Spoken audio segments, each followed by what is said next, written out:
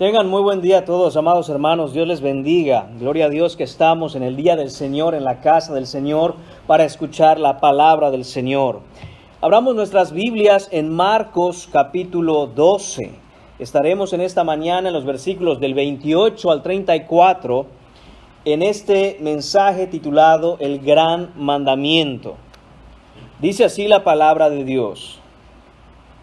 Acercándose uno de los escribas que los había oído disputar y sabía que les había respondido bien, le preguntó: ¿cuál es el primer mandamiento de todos? Jesús le respondió: el primer mandamiento de todos es: Oye Israel, el Señor nuestro Dios, el Señor uno es. Y amarás al Señor tu Dios con todo tu corazón y con toda tu alma y con toda tu mente y con todas tus fuerzas. Este es el principal mandamiento. Y el segundo es semejante: amarás a tu prójimo como a ti mismo. No hay otro mandamiento mayor que estos. Entonces el escriba le dijo: bien, maestro, verdad has dicho, que uno es Dios, y no hay otro fuera de Él, y el amarle con todo el corazón, con todo el entendimiento, con toda el alma y con todas las fuerzas, y amar al prójimo como a uno mismo es más que todos los holocaustos y sacrificios. Jesús entonces, viendo que había respondido sabiamente, le dijo: no estás lejos del reino de Dios. Y ya ninguno osaba preguntarle. Oremos. Padre, te damos las gracias una vez más, Señor. No podemos parar de agradecer este tiempo que tú preparas para nosotros en este tu día, mi Señor. Padre, ayúdanos a aprender, Señor, en tu palabra lo que tú requieres. Aquello, Señor, que has mandado como cosa principal y sobre ninguna otra cosa esta, que tú eres uno. Y a ti debemos amarte con todo el corazón, con toda el alma, con toda la mente y con todas las fuerzas, y a nuestro prójimo como a nosotros mismos. Padre Santo, que podamos nosotros, en tu gracia, en el poder de tu Espíritu Santo, Señor, andar como a ti te agrada. Señor, te pedimos que bendigas este tiempo y sea tu Espíritu Santo que nos conceda la gracia, Señor, para ir a ti, Señor mío, a buscar el consuelo por nuestros pecados, Señor. Te lo pedimos en el nombre de Jesús. Amén. Pueden tomar asiento, amados hermanos.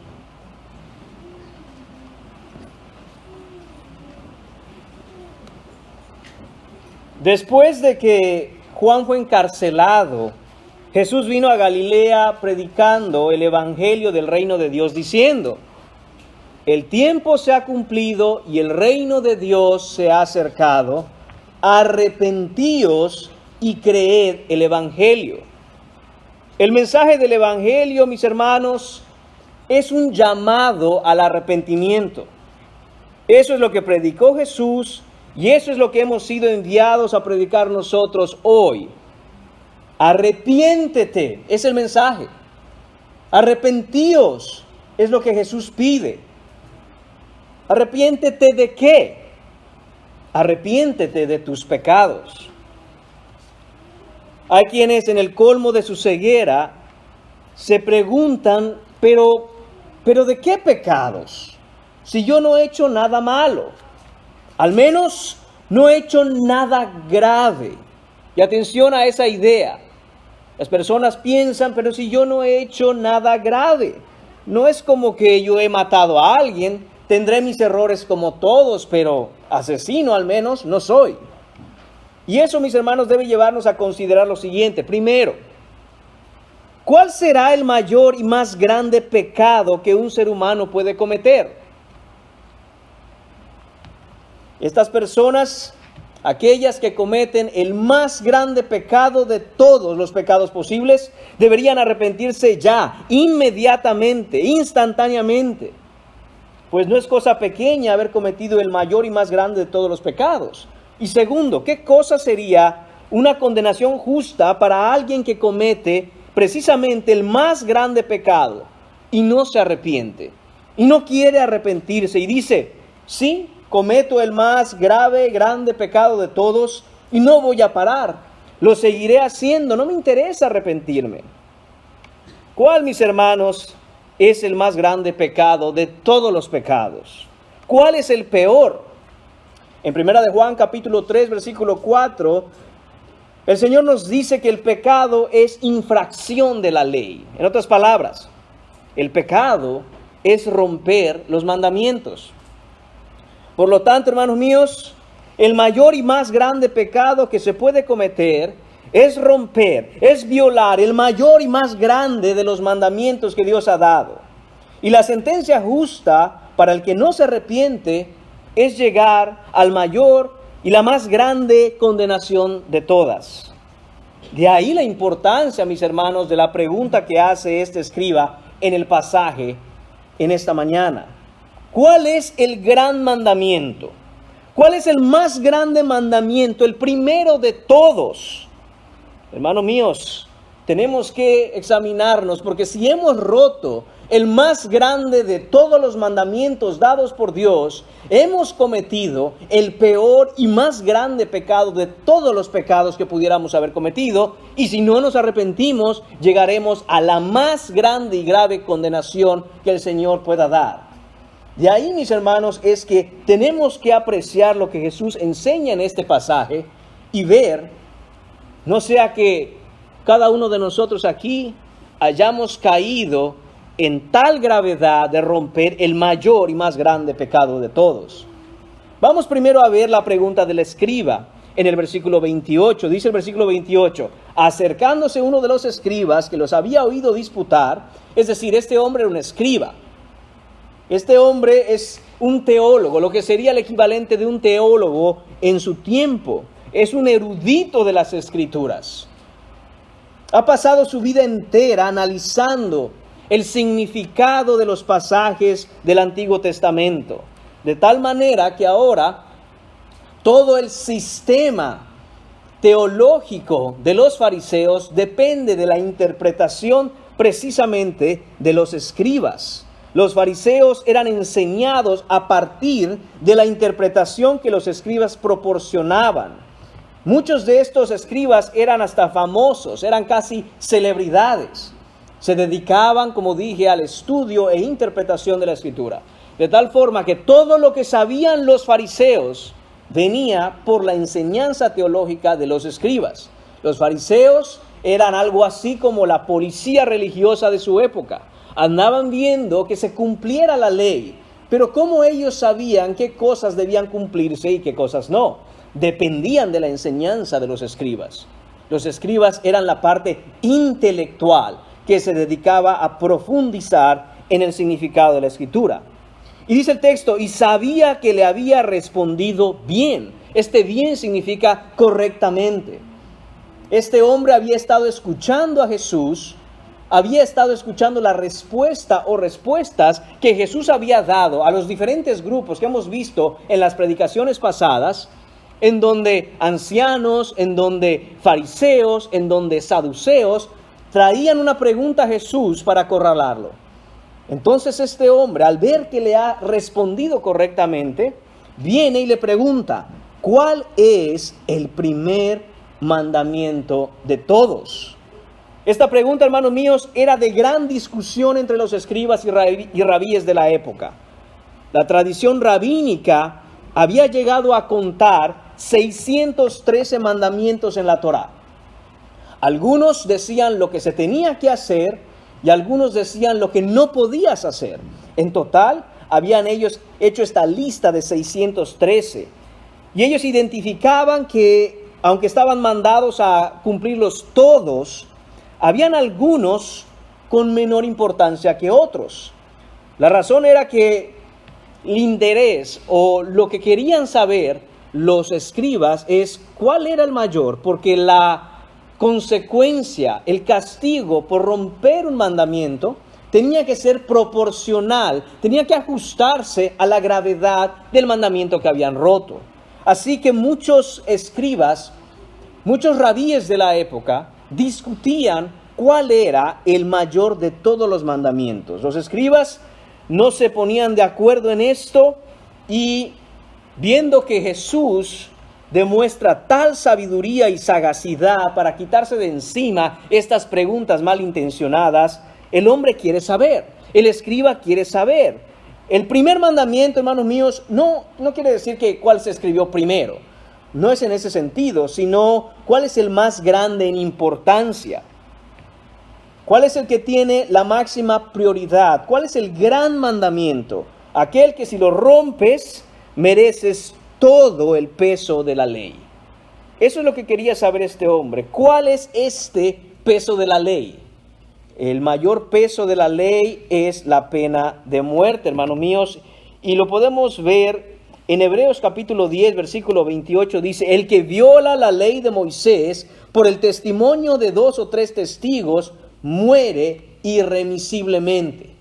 Esto es cita de Deuteronomio. Y esto es lo que se discutía.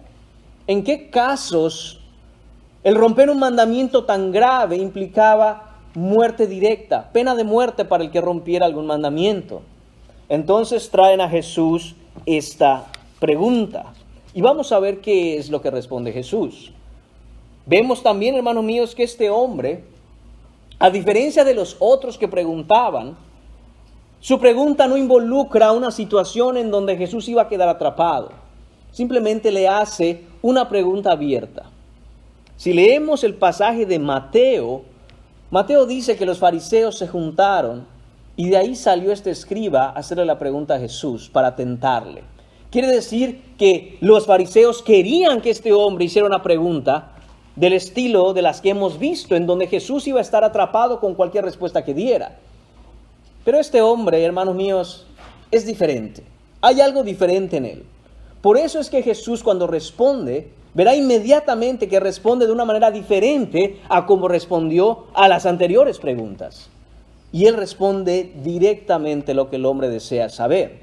Y esto nos lleva al punto número 2 en esta mañana. El primer mandamiento de Dios. Versículos 29 y 30. Dice el versículo 29, Jesús le respondió, el primer mandamiento de todos es, oye Israel, el Señor nuestro Dios, el Señor uno es, y amarás al Señor tu Dios con todo tu corazón y con toda tu alma y con toda tu mente y con todas tus fuerzas. Este es el principal mandamiento. Esto, hermanos míos, es Jesús citando Deuteronomio capítulo 6, versículos 4 y 5. Esto no es nada nuevo. Esto era conocido entre los judíos como el Shema. La palabra Shema significa oye. Y es la manera en que habían nombrado a este mandamiento, porque es así como empieza el mandamiento. Oye Israel. Quisiera analizar, hermanos míos, detalladamente este par de versículos, el 29 y el 30. Es ahí donde pasaremos la mayor parte del tiempo en esta predicación. Después de todo, estamos frente al más importante mandamiento de Dios. No hay uno mayor que este. Jesús dijo, este es el principal mandamiento. No hay otro que pueda estar sobre él. Dice Jesús, este es el mandamiento de mandamientos. Este es el mandamiento del que todo depende. Y lo que nos señala, hermanos míos, es primero, su prioridad. Esa es la primera cosa que quisiera que observemos en ese mandamiento. Su prioridad. Esto es lo más importante en la vida, mis hermanos. Antes de buscar hacer cualquier otra cosa en nuestra vida, haz esto. Haz esto que dice Jesús, que es lo más importante que existe, y vivirás. Nada que haya sido dicho, ni nada que alguien un día pudiera llegar a decir, es más importante que el gran mandamiento, el principal mandamiento, el número 1 de todos los mandamientos de Dios. Todos los otros mandamientos y todo lo demás en la vida depende de este mandamiento. Yo no sé si habías pensado en esto, pero ¿de qué depende tu vida? De este mandamiento, hermanos míos. De este mandamiento depende todo tu destino. De lo que Jesús ha dicho en este pasaje depende absolutamente todo. Este mandamiento es el eje central alrededor del cual gira todo lo que existe.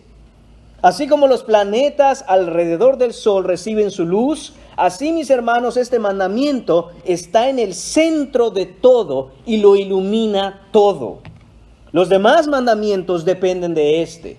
No se puede cumplir con los demás mandamientos si este no se cumple.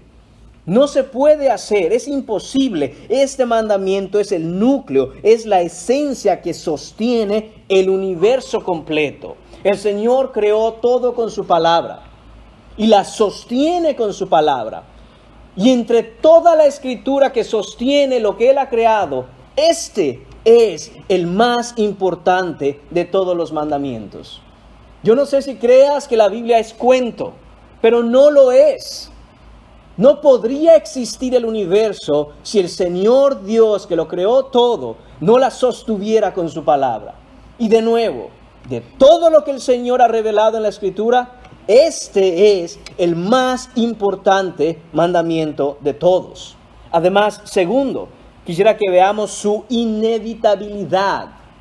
Esto es, que es una orden, no lo puedes evitar. Es un mandamiento. El Señor dice, oye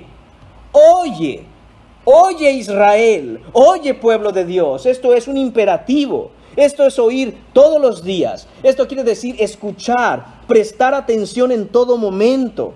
No solo se trata de oír en el sentido de oír con los oídos, sino de prestar atención con todo lo que somos, con todo nuestro ser y con la totalidad de nuestro interior. Esto es lo que demanda el Señor de nosotros. La idea, hermanos míos, es poner todo nuestro esfuerzo en el análisis y la contemplación, todo nuestro interés diligentemente en el significado de lo que el Señor ha mandado en este gran mandamiento. Oye Israel, oye pueblo de Dios. Y el Señor nos dice en esta mañana a todos, oye, presta oído, presta atención, pon tu mente. Todo el enfoque de lo que tú eres debe estar en entender esta cosa que va a decir el Señor, que es el principal mandamiento. Esto, hermanos míos, no es una sugerencia. Esto, hermanos míos, no es una opción. Esto no es un consejo. Esto no es algo que tómalo o déjalo, no es una invitación y la aceptas o la rechazas. No, hermanos míos, esto no es un aviso, no es una propuesta dejada a tu consideración. Esta es la máxima orden que ha dado el Rey del universo. Oye, pueblo de Dios. Escucha, pueblo de Dios. El gran yo soy, el Dios soberano del universo, ha dado su gran mandamiento. Obedecer este mandamiento, hermanos míos, es estar bien con Dios. No obedecerlo es estar en rebeldía contra Dios.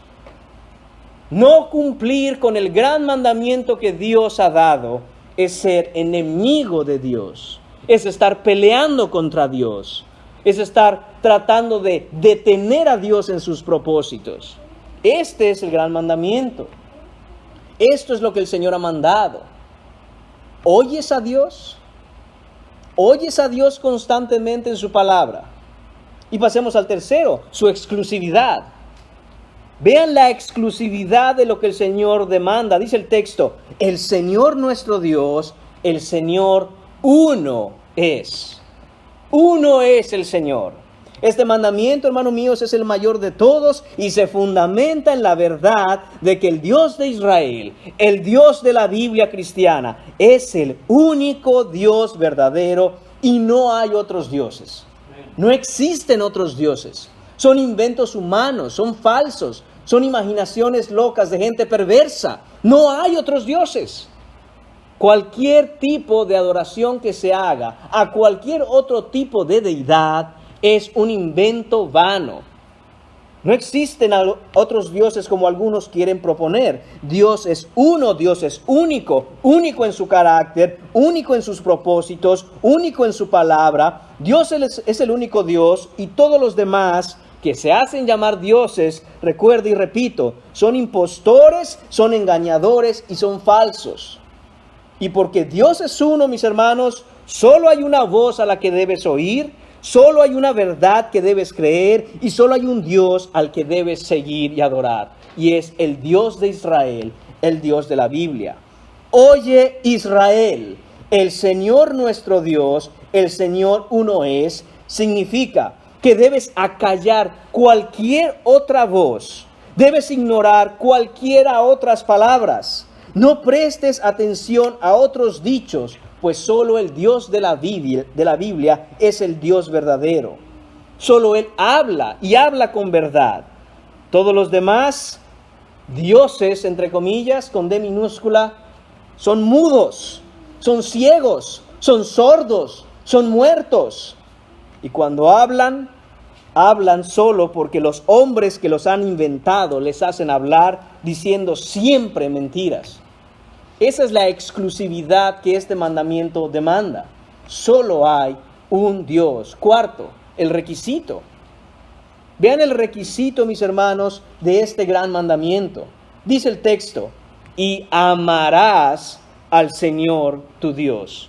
Y obviamente debemos poner todo el énfasis en la palabra amarás. Amarás al Señor tu Dios. Esto es lo que hace que un cristiano sea cristiano. Amar a Dios. A diferencia de los que no son cristianos, que pueden decir muchas cosas de Dios, el cristiano tiene ese distintivo particular, único en el corazón del creyente. Ama a Dios.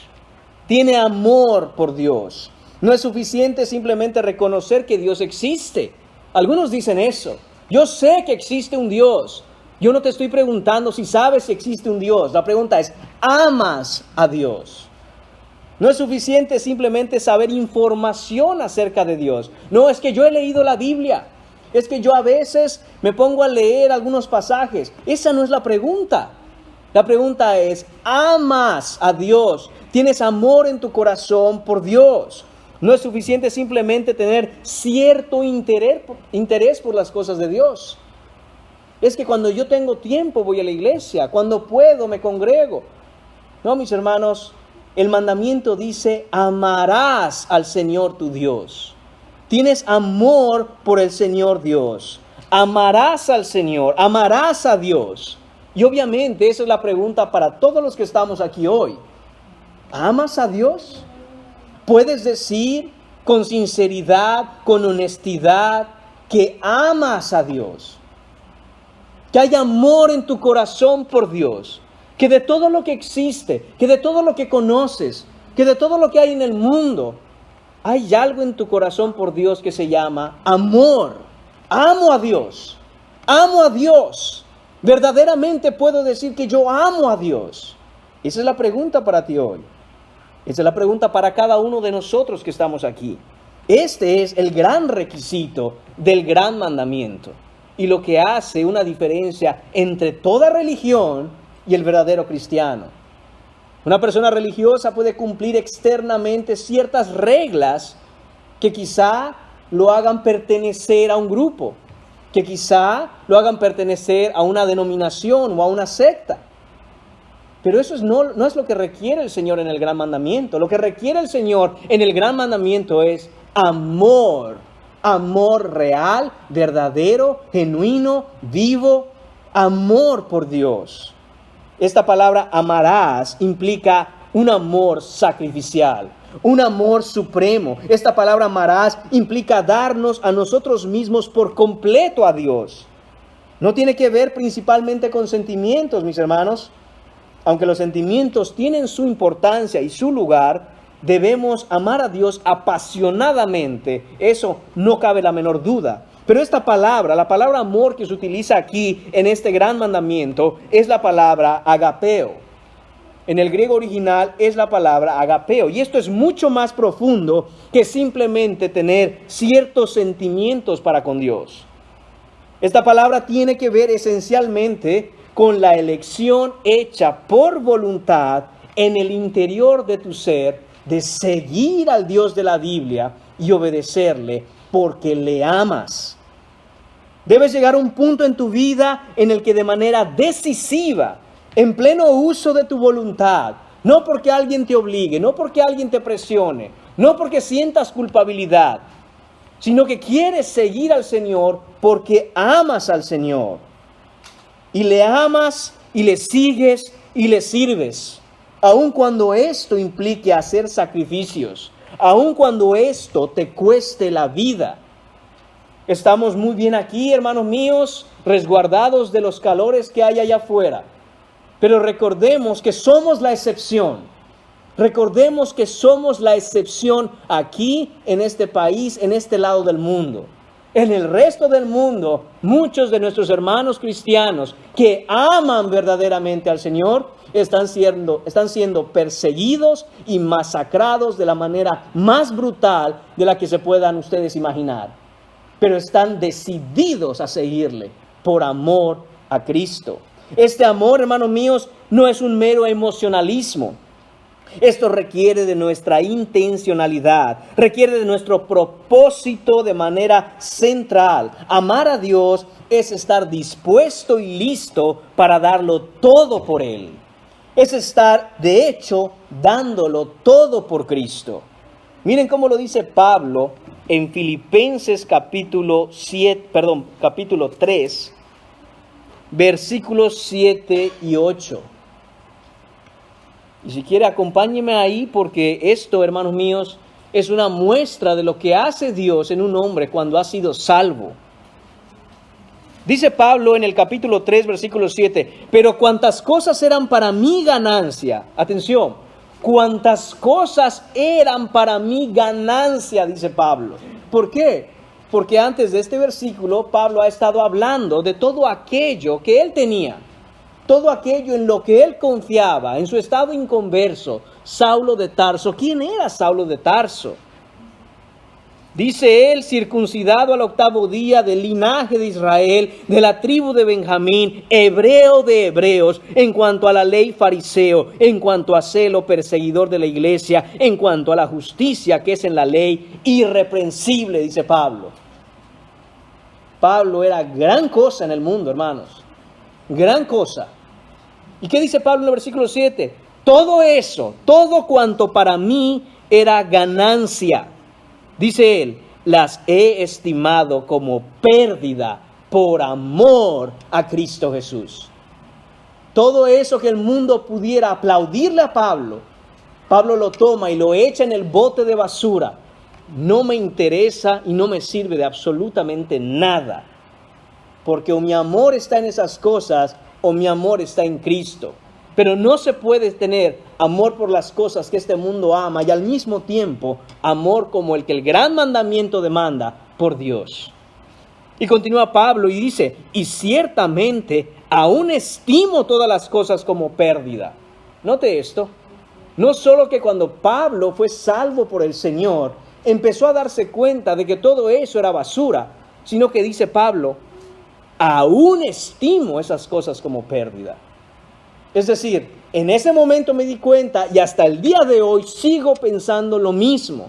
No es que en ese momento dejó las cosas del mundo, pero después de que se le pasó el emocionalismo, el sentimiento, dijo, no, creo que debo regresar a ciertas cosas. Creo que estaba yo llevando las cosas a un extremo. No, dice Pablo, y aún las estimo como pérdida. ¿Por qué, Pablo? Por la excelencia del conocimiento de Cristo Jesús, mi Señor, por amor del cual lo he perdido todo y lo tengo por basura para ganar a Cristo. Este es el amor que el gran mandamiento demanda.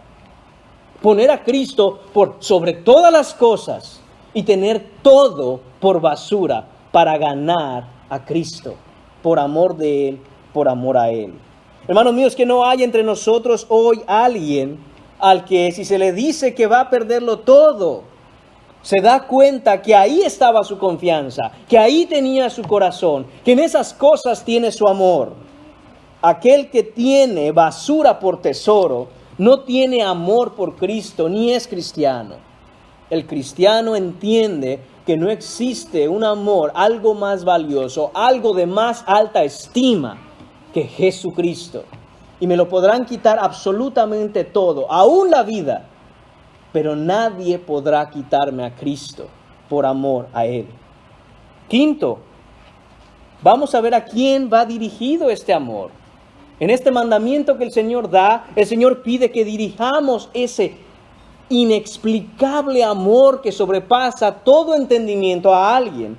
Dice, amarás al Señor tu Dios. Tu amor debe estar dirigido completamente hacia Dios. Esto quiere decir que nuestro amor es principalmente y primariamente para Dios y para nadie más. Para Dios, el Dios de la Biblia, el único Dios. Nuestro amor y nuestra adoración es a nuestro Dios trino, Padre, Hijo y Espíritu Santo. Que nuestro amor sea dirigido hacia Dios, hermanos míos, significa que Él es nuestra más grande pasión. No existe una pasión más grande para el cristiano que el Señor. Dios es nuestro más grande deseo, Dios es nuestra más grande meta, nuestro más grande afecto, nuestro mayor tesoro, nuestro más grande placer, nuestro mayor gozo, nuestro fin último es estar con Dios. Es increíble que algunos se emocionen más por un partido de fútbol que por alabar y adorar al Señor Dios del universo que dice que lo salvó. Eso es imposible. No debe haber una pasión más grande que la pasión de nuestro amor dirigido hacia Dios. El Dios trino de la Escritura debe ser nuestro supremo amor, nuestra devoción total, nuestro máximo fervor. Y todos los otros afectos que experimentemos en la vida, palidecerán, son poco, están lejos del amor que hemos de tener por Dios, y por mucho que amemos otras cosas o incluso otras personas, al compararlo con el amor que tenemos por Dios, se ve tan pequeño. Porque nuestro amor por Dios debe ser total, mis hermanos. No tengo tiempo para Dios, dicen algunos. Paso muy ocupado. El problema no es la falta de tiempo. El problema es la falta de amor. Porque si tuvieras amor, sacarías el tiempo. Todo aquel que ama a Dios saca tiempo para Dios, porque esa es una regla ineludible, inquebrantable. El que ama saca tiempo para aquello que ama. No tengo tiempo para Dios ahora es equivalente de decir, yo no tengo amor por Dios. Esa es la verdad. Hermano mío, si tenemos que venir a chequear nuestro corazón, a verificar, a analizar qué pasa en mi corazón que no puedo ni siquiera sacar tiempo para Dios. El diagnóstico que la Biblia da es este: no amas a Dios. Arrepiéntete y ven a Cristo. Clámale, pídele, ruégale que el Señor cambie tu corazón, como nos dice Ezequiel capítulo 36, que es Él el quien quitará el corazón de piedra, que no ama a Dios, por un corazón de carne que ama a Dios y quiere guardar los mandamientos. Sexto, veamos la profundidad de este amor. Dice el versículo 30, con todo tu corazón y con toda tu alma y con toda tu mente y con todas tus fuerzas.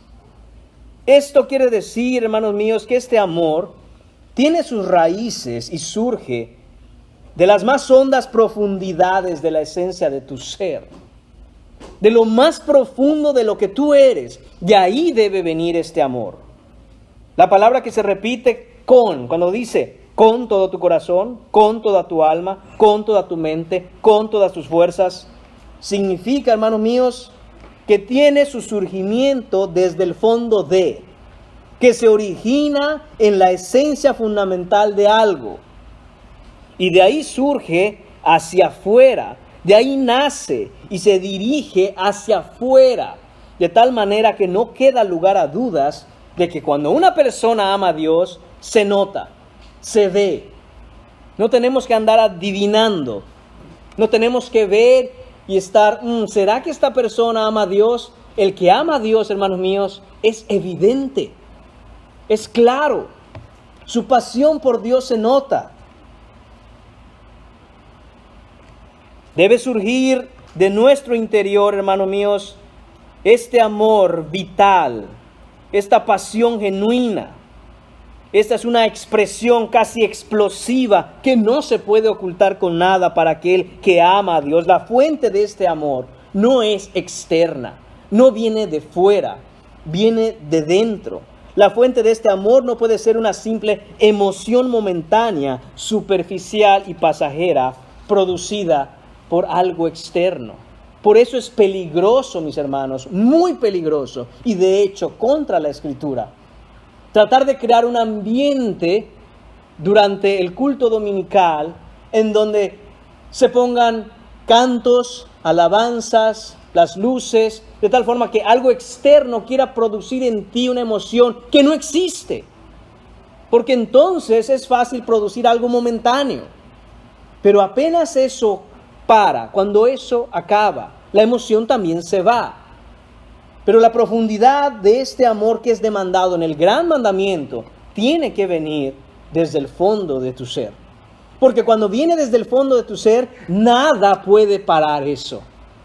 Cuando se ha encendido el fuego, la llama del amor por Dios consume tu corazón, nada de las circunstancias que te rodean, nada de tu entorno podrá apagar ese fuego. Es por eso, de nuevo, haciendo alusión a nuestros hermanos que son perseguidos en diferentes países. Pongamos, por ejemplo, la China comunista.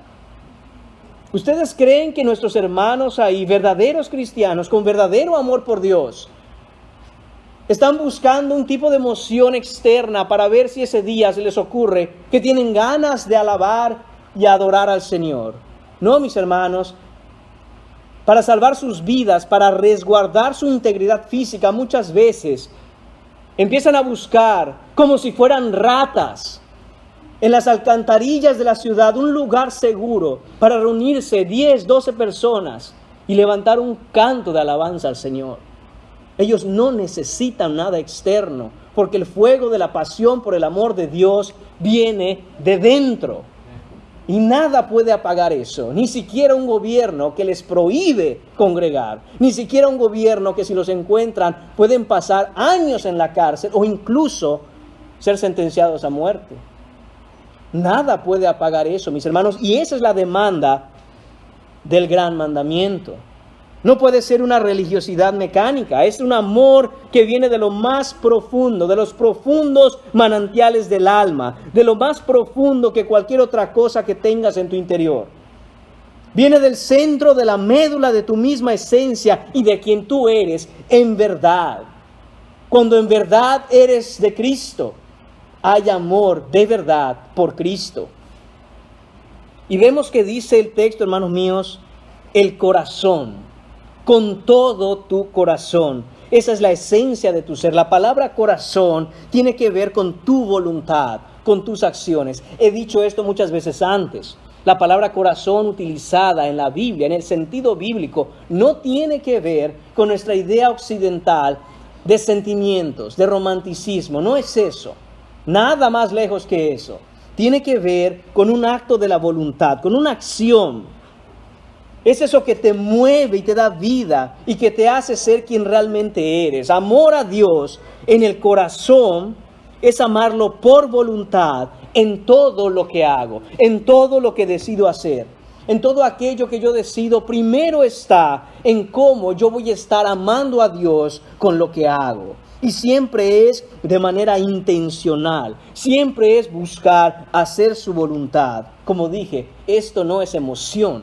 Esto no es un mero sentimiento. Además dice que con toda el alma se refiere al asiento de los afectos. Ahora sí, el alma en el sentido bíblico tiene que ver con lo que sentimos. Pero no es un sentimiento pasajero, al contrario. Es el asiento mismo de la emoción más pura, de los afectos más nobles, el origen de los más profundos sentimientos. Ese es el alma para el judío. El fundamento de los deseos más íntimos y más profundos, la fuente de donde surgen las pasiones más vibrantes. Ahí debe estar el surgimiento, la fuente, el manantial de donde brotan los sentimientos más puros por Dios. Y así debe ser este amor, puro, profundo, intenso, vibrante. Eso debe estar en el alma de un creyente. Eso es lo que demanda el Señor en el gran mandamiento. Luego sigue la mente. Amarás al Señor tu Dios con todo tu corazón, con toda tu alma y con toda tu mente. Esto es la razón las ideas, el pensar, el entendimiento, el raciocinio. Amar a Dios con la mente, hermanos míos, es usar el cerebro que Dios nos dio. Para eso es que el Señor nos dio el cerebro, para que vayamos a Él y le entreguemos todas las capacidades, todo lo que Él ha puesto en nuestro intelecto y empecemos a conocerle por la Escritura. Debemos dominar, disciplinar nuestra mente, a llevarla al Señor para que Él la transforme en lo que Él soberanamente dictaminó, predestinó, ordenó que nuestra mente fuera. Hoy en día mucha gente pone esta contraposición entre mente y fe, entre razón y fe. Esa es la cosa más boba, hermanos míos, que alguien podría hacer. Porque la fe es la precondición del entendimiento. Es decir, nadie que sea incrédulo, nadie que no tenga fe en Cristo puede hacer funcionar su cerebro correctamente. Funciona, pero no funciona bien. ¿Y cómo sabemos que no funciona bien? Miren la vida que llevan sin Cristo. Miren la toma de decisiones que llevan sin Cristo. Y sobre todo, miren el destino en el que acaban aquellas personas sin Cristo. Si fueran sabios, evitarían ese destino, pero no lo son. La Biblia dice, el necio dice en su corazón, no hay Dios. El necio, el que no piensa correctamente. Mire lo que dice, por ejemplo, Efesios capítulo 4. En Efesios capítulo 4, versículos 17 a 21 leemos, esto pues, digo y requiero en el Señor, que ya no andéis como los otros gentiles. Los otros gentiles significa los que no creen, que andan, ¿en dónde? En la vanidad de su mente. Así es como anda toda persona que no está en Cristo, en la vanidad de su mente, teniendo el entendimiento entenebrecido. Pablo en la carta a los Efesios está hablando de la razón, de la mente. ¿En qué cosa piensan? ¿Cómo razonan? Vanamente, dice Pablo. Entenebrecidamente, es decir, en oscuridad. Y dice además, ajenos de la vida de Dios por la ignorancia que en ellos hay. Hermanos míos, no se puede ser cristiano y crecer en el Señor y seguir toda la vida siendo ignorante. Es imposible. Porque el Señor pide en el gran mandamiento que le amemos con nuestra mente. Que nos transformemos por la renovación de nuestro entendimiento. No se puede ser ignorante y decir, he sido así toda mi vida, así que así seré el resto de mis días con Cristo. Imposible. El Señor pide no solo nuestro corazón, no solo nuestra alma, sino que pide nuestro pensar, nuestro razonar. Eso es necesario. Además, hermanos míos, debemos dar todo lo que el Señor ha puesto en nuestra mente, en nuestro cerebro, en nuestro intelecto, en servicio a su obra. Usar la cabeza para que el conocimiento y la cordura que Él ha puesto sirvan para avanzar su reino. Para eso es que nos dio mente. Además, dice también el versículo, con todas las fuerzas. Esto tiene que ver, hermanos míos, y habla de tus acciones físicas. La energía diaria que tú tienes, el ejercicio de tu labor y aquello en lo que te empeñas con afán y dinamismo. Esto, hermanos míos, es lo que el Señor demanda, que le entreguemos aún todo el esfuerzo de nuestro quehacer diario. Que todo lo que hagamos, lo hagamos como para el Señor, dice la Escritura. Que todo lo que emprendamos, todo objetivo que tengamos, lo hagamos con la finalidad de expandir su reino. El trabajo que hacemos, ¿por qué lo hacemos? ¿Para tener una mejor vida aquí, hoy y ahora? No, mis hermanos. Debemos hacerlo para que a través de él podamos proveer a nuestra familia, pero que nuestra familia esté en función del avance del reino de Dios. Esa es la razón y el motivo de nuestra existencia. Para eso es que te creó Dios. Y en el gran mandamiento, Él dice, dame tus fuerzas, dámelas a mí, entrégamelas a mí, no las pongas al servicio de ninguna otra cosa más. Todas tus fuerzas son mías, dice el Señor. Yo te las he dado, a mí me pertenecen. No podrías levantarte de la cama si no fuera porque el Señor te dio las fuerzas para hacerlo. No podrías dar un paso o respirar o parpadear si el Señor no te diera las fuerzas para lograrlo. Y el Señor dice, quiero todas tus fuerzas a mi servicio. Y por último, séptimo, miren la totalidad de este amor. El mandamiento demanda todo el corazón, demanda toda el alma, demanda toda la mente y demanda todas las fuerzas. No dice, dame un poco de tu amor, o un poco de tu alma, o dame un poco de tus ideas.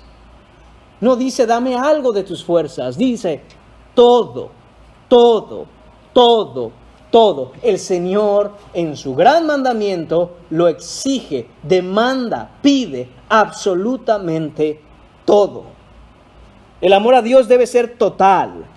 No es posible pensar, hermanos míos, que se puede ser cristiano amando a Dios un poquito. Yo soy cristiano porque tengo un poquito de amor por Dios. No, hermanos míos, el Señor dice todo. Amándolo con medio corazón no sirve. Amándolo con un tercio del alma no funciona. Dándole un cuarto de nuestra mente no sirve de nada.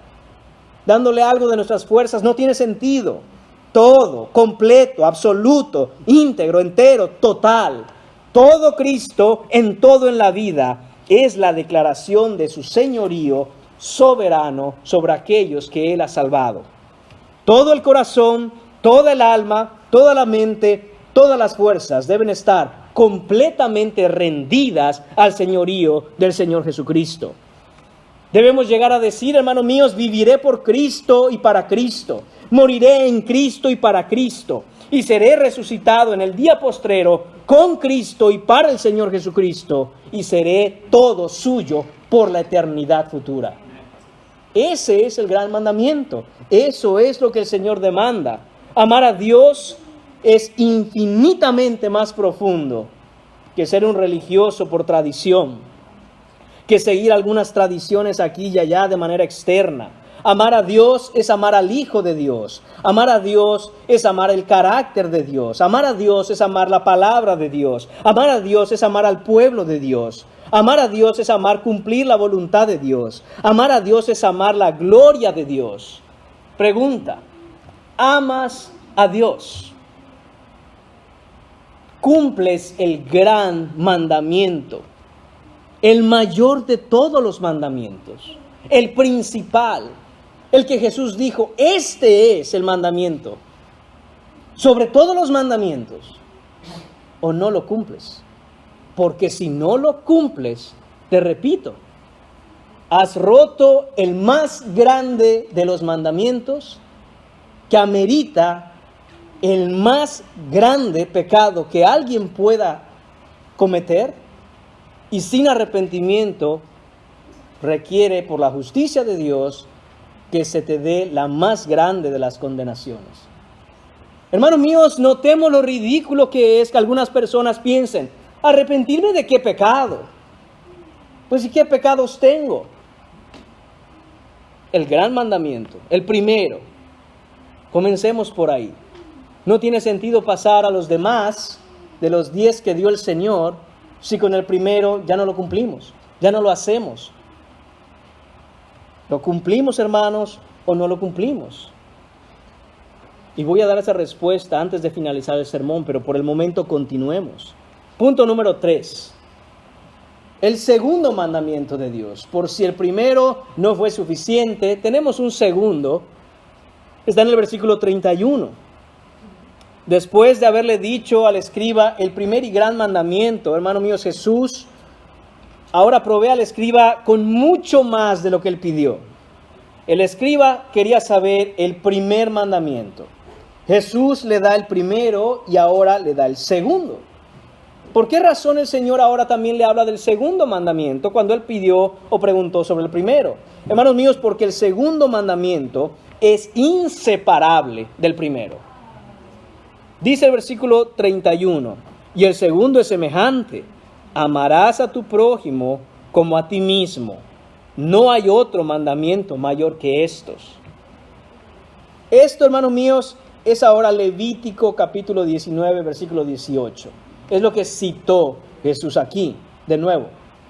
Esto no es algo que Jesús inventó en ese momento, eso estaba escrito ya en el Antiguo Testamento. El segundo mandamiento solo puede cumplirse en virtud de cumplir el primero. Es decir, usted puede creer, usted puede pensar que está cumpliendo el segundo, pero si no cumple el primero, eso es una mentira. Porque todos los mandamientos dependen del primero. No cumplir el primero es automáticamente no cumplir ninguno de los demás. ¿Por qué hay que amar? Hermanos míos, porque sin amor a Dios no hay amor al prójimo. ¿Y quién es el prójimo? El prójimo es toda persona que te rodea. Atención, cristiano o no cristiano. Toda persona que te rodea que pudiera estar en necesidad, a la cual tú estás en capacidad de ayudar de acuerdo con la voluntad de Dios. El amor debe dirigirse a Dios en primer lugar, pero al prójimo en segundo lugar. El amor al prójimo, hermanos míos, es la evidencia del amor a Dios. Sin amor al prójimo, tú solo estás demostrando que no tienes amor por Dios, porque son inseparables. Veamos, por ejemplo, en 1 de Juan capítulo 4, versículos 20 y 21. Si alguno dice, yo amo a Dios, y aborrece a su hermano, es mentiroso. Pues el que no ama a su hermano a quien ha visto, ¿cómo puede amar a Dios a quien no ha visto? Y nosotros tenemos este mandamiento de Él: el que ama a Dios, ame también a su hermano. Es mentira, hermanos míos, que se pueda amar a Dios sin amar al pueblo de Dios. Es mentira. Sin amar al prójimo. Es mentira. Tú puedes decir eso, tú puedes vivir así, tú puedes decir que crees en Dios y que no necesitas de la iglesia, ni de los hermanos, ni de nadie. Pero estás mintiendo. Y estás mintiendo porque la Biblia dice que eres mentiroso cuando haces eso. Y si el tal es un mentiroso, no es verdad, eso es mentira. Te has creado una película en tu mente en la que crees, pero las páginas de la Biblia testifican contra ti otra cosa, si es que estás viviendo así. No tienes amor por Dios, no tienes amor por el prójimo. La enseñanza cristiana, hermanos míos, es la única en todo el mundo que manda no solo amar a aquellos que nos aman, sino también a aquellos que nos aborrecen. Eso no lo va usted a encontrar en ningún otro lugar. Solo la enseñanza cristiana tiene su fundamento en el amor, no solo, de nuevo, a aquellos que nos aman, sino a aquellos incluso que nos odian. Cristo fue el único y ha sido el único y será el único que ha enseñado: ama hasta tus enemigos. Amen y bendigan a aquellos que os persiguen y os ultrajan. Hermanos míos, cuando una persona devuelve mal por bien, es una persona perversa. ¿Cómo puedes devolver mal cuando alguien te hace el bien? Cuando una persona devuelve mal cuando le hacen mal, esa es una persona, hermanos míos, vengativa. Ojo por ojo, diente por diente. Me hicieron, pues yo hago. No se metan conmigo, no me meto con nadie. Cuando una persona devuelve bien por bien, es decir, me hicieron bien, devuelvo bien. Hermanos míos, esta es simplemente una persona con lo básico que alguien necesita para vivir en una sociedad. Pero cuando una persona, hermanos míos, devuelve bien por mal, cuando una persona ama al enemigo, cuando una persona bendice a aquel que lo ultraja y lo persigue, esa persona es una persona cristiana, redimida, transformada de dentro hacia afuera. Literalmente, hermanos míos, como dice Efesios, que de dos pueblos hizo un nuevo hombre. Es un nuevo hombre creado a la imagen de Jesucristo, porque solo el cristiano verdadero es capaz de llegar a eso. Naturalmente nadie quiere devolver bien por mal. Nadie quiere hacerle bien y bendecir a alguien que lo está de alguna manera perjudicando, dañando o persiguiendo. Notemos, hermanos míos, que el segundo mandamiento que nos da Jesús dice: como a ti mismo. Esto no quiere decir que te tienes que amar mucho para entonces empezar a amar mucho a los demás. Esto no quiere decir que tienes que elevar tu autoestima porque la tienes muy baja. Esas ideas son ideas de psicología, es antibíblico e incluso anticristiano, es anticristo. Jesús enseña, niégate a ti mismo, toma tu cruz y sígueme. No dice, ámate más porque tu autoestima anda muy baja. No, hermanos míos, lo que quiere decir como a ti mismo es que de manera natural nosotros buscamos nuestro propio cuidado y nuestra propia preservación. Y así debiéramos buscar el cuidado y la preservación de nuestros semejantes, de nuestro prójimo, de nuestro hermano. Si tienes hambre, seguramente buscas comida, porque a nadie le gusta estar pasando hambre. A nadie le gusta aguantar hambre. Del mismo modo, hermano mío, si alguien está hambriento, debería molestarnos ver que esté hambriento, como si nosotros sintiéramos el hambre de esa persona y entonces buscar una solución a esa situación. Si alguien tiene sed, es como si yo tuviera sed y debo buscar la manera de saciar su sed. Si alguien está enfermo, si a alguien le hace falta sustento o abrigo, debiera yo pensar que eso me está ocurriendo a mí e incluso sentir que me está ocurriendo a mí y que no puedo quedarme cruzado de brazos. Debo hacer algo. Debo hacer algo. De nuevo en Primera de Juan, pero ahora en el capítulo 3, podemos ver en el versículo 17 y 18. El que tiene bienes de este mundo, atención, el que tiene bienes de este mundo y ve a su hermano tener necesidad y cierra contra él su corazón, ¿cómo mora el amor de Dios en él? Es una pregunta retórica. Es como decir, no me digas que amas a Dios. Es mentira. El que tiene bienes de este mundo y ve a su hermano padecer y cierra contra él su corazón,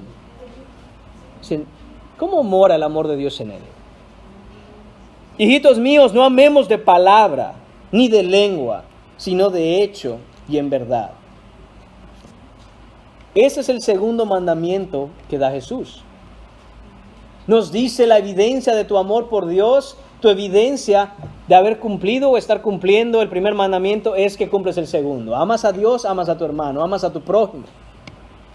Punto número 4 en esta mañana. Vamos a ver cuál es la reacción del escriba después de esto que el Señor le ha dicho. Versículos 32 y 33. Entonces el escriba le dijo, bien, maestro. Esto es correcto. Es correcto. Verdad has dicho. Verdad has dicho. El escriba escucha estas palabras que dice Jesús y dice, es verdad. Esto es correcto. Y entonces repite lo que Jesús le acaba de enseñar. Esto, hermanos míos, debe impresionarnos. Esto es impresionante. Y al mismo tiempo es también esperanzador. ¿Por qué? Hermanos míos, porque este es un escriba. Este es un escriba diciéndole a Jesús, bien, correcto, maestro, verdad has dicho. Hermanos míos, el Señor Jesucristo hace brillar un rayo de luz en el alma y corazón, en la mente y el entendimiento de este hombre. Es un escriba. Desde niño ha sido educado en el legalismo de los sacrificios y en el cumplimiento externo de la ley. Pero este hombre ha estado ahí en el templo, en este martes de preguntas, y ha escuchado las preguntas, y ha escuchado las respuestas que Jesús da. Y probablemente en un intento de su casta sacerdotal, los fariseos lo han movido a que haga una pregunta más, pero él quiere sinceramente saber cuál es el mayor de los mandamientos. Y Jesús hace que se encienda de pronto la llama de la verdad. Este es Jesús diciendo, hágase la luz, y la luz se hizo en el alma, en la mente, el corazón de este escriba. En su compasión y en su misericordia, Jesús quiere que este escriba conozca la verdad. Por fin este hombre entiende estas palabras. Por fin este hombre entiende la Escritura. Estas palabras que quizá él ha leído cientos, si no miles de veces. Y entonces repite. En el versículo 32 y 33, repite lo que el Señor ha dicho. Y notemos, hermanos míos, que debemos leer esto precisamente con ese asombro, con esa fascinación que el escriba está teniendo.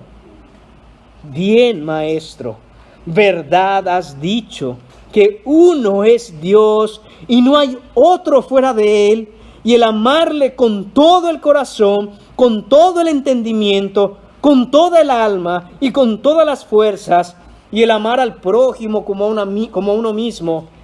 Atención, esto es lo que agrega o añade este escriba que el Espíritu de Dios le ha revelado. Es más que todos los holocaustos y sacrificios. Este hombre está entendiendo algo. Hermanos míos, este hombre quería saber, a pesar de todo lo que el gran Sanedrín tenía en contra de Jesús, este hombre quería saber. Este hombre fue a Jesús y le hizo una pregunta, no de aquellas preguntas para tratar de acorralarlo, sino que en su alma hubo un deseo genuino de querer saber. ¿Y qué dijimos el domingo pasado? Que el Señor dice en su palabra, Jeremías capítulo 33, clama a mí y yo te responderé. Este hombre fue y le pregunta a Jesús, y Jesús ya no se está con preguntas para responder preguntas. Le dice directamente, este es el principal mandamiento, y el segundo es este. Y el hombre queda fascinado y dice, bien, maestro. Este maestro no es el mismo maestro, la palabra maestro que los otros utilizaron para adular a Jesús. Este hombre está entendiendo a quién tiene enfrente. Y dice, todo esto es más grande, más importante, principal, sobre estar haciendo sacrificios y holocaustos. Hermanos míos, la Biblia no nos dice la reacción de los demás fariseos que estaban ahí. Pero haber escuchado a este escriba decir esto, seguramente lo iba a meter en problemas. Nunca, jamás, ningún escriba había o podía haber contestado de esta manera, si no fuera porque el Señor Jesucristo estaba poniendo gracia en él.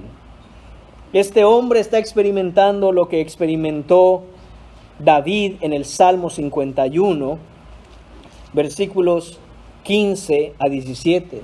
Señor, abre mis labios y publicará mi boca tu alabanza, porque no quieres sacrificio que yo lo daría, no quieres holocausto. Los sacrificios de Dios son el espíritu quebrantado. Al corazón contrito y humillado no despreciarás tú, oh Dios.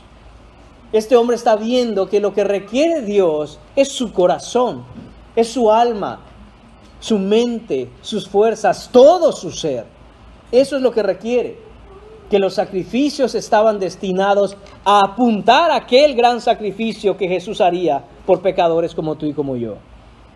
Y entonces, este hombre está siendo atraído por la gracia del Señor.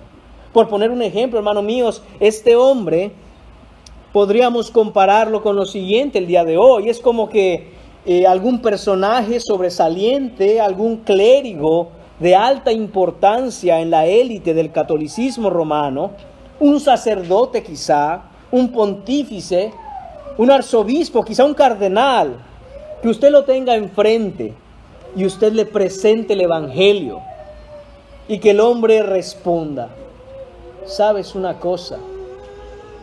No sé qué me pasa, pero tienes razón. ¿Usted se imagina eso? ¿Usted se imagina que le presente el evangelio a uno de estos hombres y le diga, has hablado con verdad, tienes razón? Esto es lo que requiere el Señor para ser salvo. No sacramentalismos, no rituales, no tradiciones. Es solo en Cristo, por amor por Cristo, por gracia de Cristo. ¿Usted se imagina que pase esto? Eso es lo que está pasando en este pasaje. Quizá, y solo quizá, hermanos míos, este hombre fue salvo. La Escritura no nos dice. Lo que sí nos dice es punto final, punto número 5, la respuesta de Jesús, versículo 34. Jesús entonces, viendo que había respondido sabiamente, y esta palabra sabiamente quiere decir usando la mente para lo que es bueno y que conduce a lo bueno. Sabiamente es con reverencia y temor del Señor. Jesús vio, dice la Escritura, Jesús viendo. ¿Se da cuenta ahí? Viendo. ¿Por qué la Escritura no dice Jesús escuchando que respondió sabiamente? Porque Jesús está viendo lo que ocurre dentro de este hombre. Viendo que este hombre ha respondido sabiamente, le dice, hermanos, y aquí es porque cuando dije es esperanzador, porque un hombre así puede ser salvo. Dice el Señor, no estás lejos del reino de Dios. No estás lejos, escriba. No estás lejos, hombre. No importa que hayas vivido, no importa la manera en que te hayan educado, no importa que te hayan enseñado que es por cumplir reglas, no importa que te hayan enseñado que es por sacrificios. Cuando has entendido esto, no estás lejos. Y esto, hermanos míos, es lo que nos dice el Señor a todos aquí. No importa cómo hayas vivido, no importa en qué tradición hayas crecido, no importa lo que se te haya enseñado. Cuando tú vienes a entender que es por amor al Señor y solo por amor, entonces el Señor dice, no estás lejos. No estás lejos del reino de Dios. Nota que no dice que Él ya está en el reino, porque eso también es importante. No dice que ya está en el reino, sino que está cerca. Es decir, que en su mente, por eso contestó sabiamente, está entendiendo con propiedad, está entendiendo correctamente. Pero que ahora le hace falta dar ese pequeño paso, que le hace falta cruzar esa línea de estar fuera del reino a estar dentro del reino, de estar fuera de la vida eterna a estar dentro de la vida eterna. Y lejos aquí, hermanos, no significa una distancia física. Quiere decir la distancia que hay interna entre la mente y el corazón. Se da cuenta que aquellos que entienden el Evangelio con la mente, que dicen, claro, hace sentido, es por gracia, soy pecador, no puedo salvarme, alguien tiene que ir en mi lugar. Por supuesto, Cristo vino y murió por mí. Y entiende con la mente, se da cuenta que está a escasos 25 centímetros del reino de Dios. La distancia entre entender aquí y creer acá. Esa es la distancia, no física, pero interna, que le hace falta a este escriba avanzar. Y Jesús le dice, ven, no estás cerca. Perdón, no estás lejos, estás cerca. ¿Y a cuántos aquí nos dice lo mismo el Señor? Que han entendido, que han escuchado, que han estado en las predicaciones, que se les ha mostrado la Biblia, que se les ha enseñado el Evangelio, que es solo por Jesús, solo por gracia, solo por Cristo, solo para la gloria de Dios, solo por la Escritura. Que entienden que son pecadores y que no hay manera de salvarse, no hay tradición que te salve, no hay credo que te salve, no hay rito que te salve. Es solo por venir en arrepentimiento y fe al Señor. ¿Y por qué? Porque les dije que íbamos a contestar una pregunta. ¿Tú cumples el gran mandamiento? La respuesta es no, no lo cumples. Ni yo lo cumplo, ni nadie lo cumple. Es imposible para el ser humano cumplir el gran mandamiento de Dios. Amarlo con todo el corazón, con toda el alma, con toda la mente y con todas las fuerzas. Desde que el pecado entró al mundo, ningún hombre, ni por un segundo, ha podido cumplir el mandamiento. Pero en cambio, Jesús, desde la eternidad pasada, y todo el tiempo, sus 33 años de encarnación, y por la eternidad futura, ha cumplido a la perfección el primer mandamiento, el más grande de todos, y también el segundo. Él es el único que ha amado a su Padre con todo su corazón, con toda su alma, con toda su mente y con todas sus fuerzas.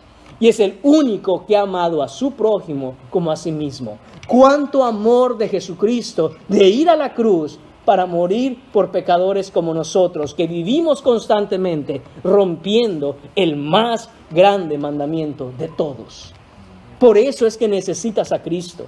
porque no puedes cumplir el gran mandamiento, ni yo, pero es por gracia, solo por medio de la fe en Jesucristo. Y cuando uno pone su fe en Él, entonces la justicia de Cristo es puesta a nuestra cuenta. Y entonces el Dios que es el Dios Padre ya no nos mira a nosotros como los grandes pecadores que somos, sino en la justicia que su Hijo ha provisto para nosotros. Hermanos míos, cuando una persona dice, ¿de qué me tengo que arrepentir? Pues, ¿qué pecados tengo? Recuerde esto, el más grande de todos los mandamientos, usted no lo cumple ni por un segundo. Necesita el perdón de sus pecados. Necesita la obra expiatoria de Cristo. Necesita venir a poner su fe en Él para ser salvo de las consecuencias de romper el mayor de los mandamientos, que es la mayor de las condenaciones. No se pierda. No está lejos. Algunos de aquí no están lejos, pero les hace falta creer, porque probablemente en la mente ya está, ya han entendido. ¿Qué te impide creer con todo tu corazón en el Señor? Él hará la obra poco a poco, paulatinamente, progresivamente, de hacer crecer un corazón como el suyo cuando depositas toda tu confianza y tu fe para salvación en Jesucristo. Oremos. Señor Padre, te damos las gracias, Señor, porque vemos las altas exigencias y demandas del gran mandamiento. Y Señor, nos damos cuenta que ni por un segundo somos capaces de vivir de esa manera. Padre, pero pone en nuestro corazón, por la fe en tu Hijo Jesucristo, ese amor genuino, ese amor verdadero por ti, que vaya creciendo poco a poco, Señor, hasta que un día en gloria podamos precisamente ser conformados a la imagen de tu Hijo Jesucristo, ser conformados a su carácter, el día en el cual, Señor, no habrá pecado en nosotros, y te amaremos con todo el corazón, con toda el alma, con toda la mente, con todas nuestras fuerzas, y a nuestros hermanos, Señor, como a nosotros mismos. Que sea nuestro deseo, Señor, más ferviente, el que seamos conformados, Señor, a la imagen de tu Hijo Jesús. Te lo pedimos en su nombre. Amén.